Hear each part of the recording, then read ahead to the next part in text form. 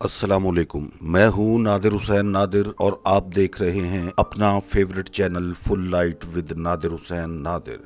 ناظرین، آج آپ کو ایک ایسی فلم کے بارے میں بتانے جا رہا ہوں جو 70 کی دہائی کے آخر میں یعنی 1979 میں ریلیز ہوئی، اور اس فلم نے نہ صرف شاندار کامیابی حاصل کی بلکہ فلم انڈسٹری کا ٹرینڈ چینج کر کے رکھ دیا۔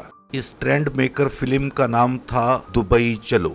دبئی چلو اس لحاظ سے، اس اعتبار سے بھی ایک یادگار فلم کہی جائے گی کہ اس فلم کے بعد اداکار علی اعجاز اور ننا کو جو مقبولیت حاصل ہوئی اور ان کی فلموں کو جو پے در پے کامیابیاں حاصل ہوئیں، ان کامیابیوں نے فلم انڈسٹری کے دو بڑے ستونوں سلطان راہی اور مصطفیٰ قریشی کو کچھ عرصے کے لیے گھروں میں بیٹھنے پر مجبور کر دیا۔ تفصیل میں جانے سے پہلے آپ سے گزارش کروں گا کہ میرے چینل کو سبسکرائب کرتے ہوئے ساتھ بنے بیل آئیکن کے نشان کو ضرور پریس کر دیں تاکہ آپ کا اور ہمارا ساتھ بنا رہے۔ پی ٹی وی کے لانگ پلے میں ایک ڈرامہ دبئی چلو کے نام سے پیش ہوا۔ اس ڈرامے کو عوام نے اس وقت اتنا زیادہ پسند کیا کہ ہدایت کار حیدر چودھری نے اس ڈرامے کے مرکزی خیال کو لے کر فلم دبئی چلو بنانے کا فیصلہ کیا۔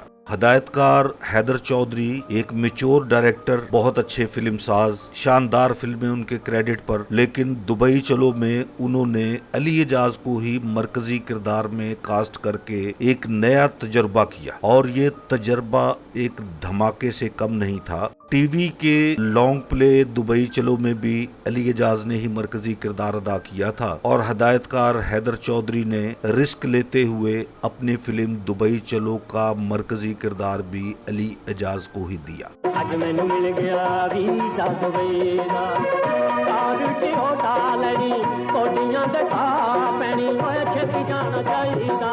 ہدایت کار حیدر چودھری کی خوبیوں میں سے ایک خوبی یہ بھی ہے کہ وہ اپنے بہترین اور مخصوص انداز میں فلمیں بنایا کرتے تھے۔ بڑے اداکاروں پر انحصار کرنے کے ساتھ ساتھ وہ اکثر چھوٹے کردار کرنے والے اداکاروں کو بھی مرکزی کرداروں میں سائن کر لیا کرتے تھے۔ جس طرح یہ فلم دبئی چلو علی اعجاز کو بطور ہیرو لے کر انہوں نے پردہ اسکرین پر پیش کی، اور یہ اتنی ہٹ ہوئی کہ فلم انڈسٹری کو اس فلم کی نمائش کے بعد ایک نیا ہیرو مل گیا۔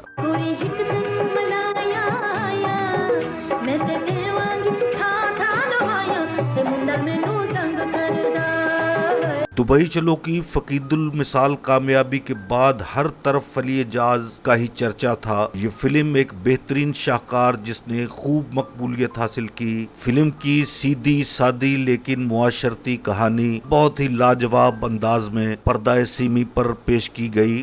فلم کے گیت بھی بہت زیادہ مقبول ہوئے۔ گولڈی پروڈکشن کی طرف سے سائمہ حیدر نے یہ فلم پیش کی۔ اس فلم کو Fayyaz pictures Budha building royal park سے ریلیز کے لیے سینما گھروں میں پیش کیا گیا۔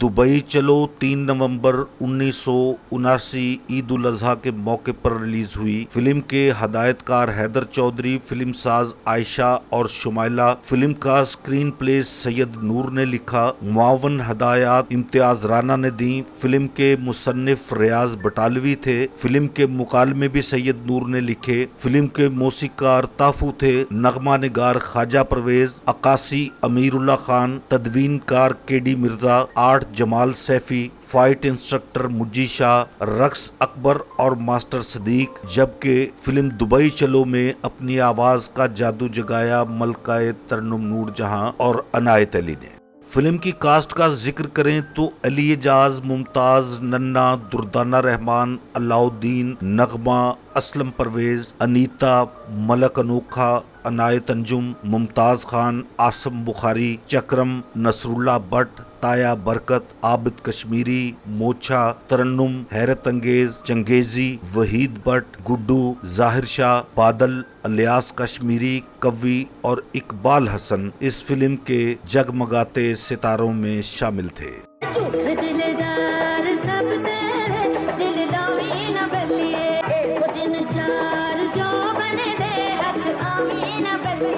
میں آپ کو بتا رہا تھا کہ جب یہ فلم سپر ہٹ ثابت ہوئی تو علی اعجاز ایک مقبول کامیڈی ہیرو کے طور پر سامنے آئے اور وہ ایسی مقبولیت حاصل کرنے والے پاکستان فلم انڈسٹری کے تیسرے کامیڈی ہیرو تھے۔